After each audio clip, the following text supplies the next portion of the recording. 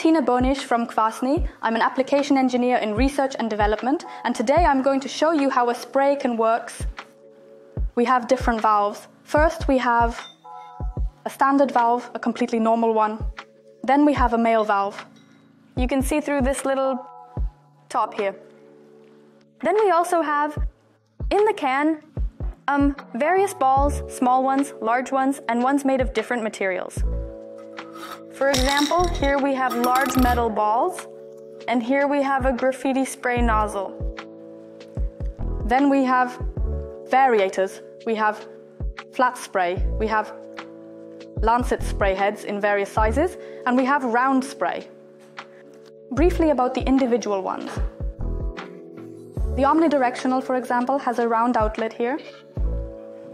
Then we have, for example, a lancet spray head, perfect for indoor use, for example, for sealing cavities or surfaces, or areas, or rather, places that are difficult to reach.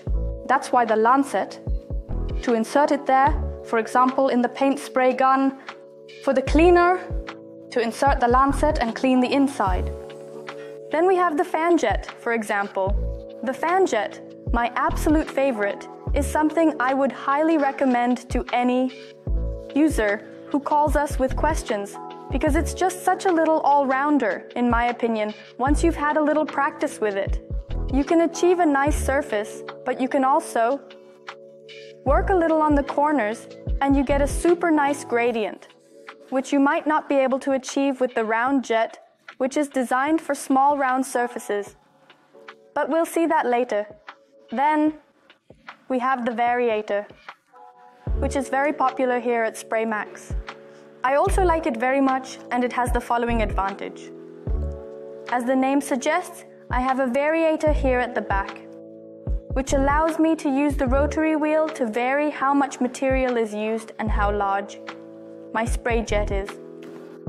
I find that it actually reminds me a bit of a paint spray gun, because I can adjust how much material is used and how large my spray jet is myself.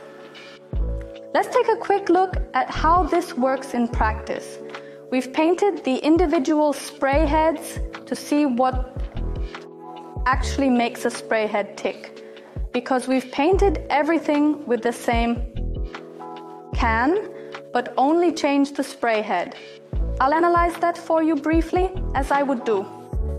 Depending on which can I had and for whom, for which customer or for which application it is intended. Basically, we have an omnidirectional spray here, clearly we have a red round spray here. Great for small areas, great for specific areas, great for DIY projects when you really just want to paint a vase or something similar. Great product, super easy. The only catch is that if you want to paint a larger area, it can very easily lead to streaking, or you might apply a little too much material and try to get rid of these streaks, which can lead to runs. Then we have my favorite, the fan spray nozzle. Great for larger areas, excellent flow. You can really see a nice even flow here. Theoretically, you could also work a little selectively here, but once you've had a little practice with it, you'll get the hang of it pretty quickly once you're there. You can really buy a can, practice it briefly, it works, believe me. Then, funnily enough, we have two variators. Now, of course you think, okay, one is black and the other is white. But there is actually a slight difference, and we'll take a closer look at that now. The red one is a little finer in terms of atomization and a little, let's say, lighter. This spray pattern would be great for stripping insulation, for example, if you had a bare grinding point or something similar.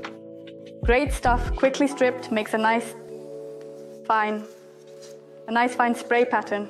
You can also see here when I set it to low and when I set it to high. Then we have the white one with the blue head. It's more intended as a primer, perhaps something with better coverage. If you want to paint a yellow tone and want to properly prime the surface beforehand, the spray head would be perfect for that. You can achieve good coverage with it. But what we also have, which many people don't know, for example, if you say, hey, I have a spray can here, I'd like to strip product A and I'd like to apply a nice opaque coat to product B, you can do that, and we have that in our sew range. You can take a closer look at it on the SprayMax homepage. We can, or rather our customers can, simply buy the spray heads and change them. And then you can simply strip the insulation on product A and apply a nice opaque coat to product B with the same spray can. I hope you enjoyed watching me, seeing the world of spray cans.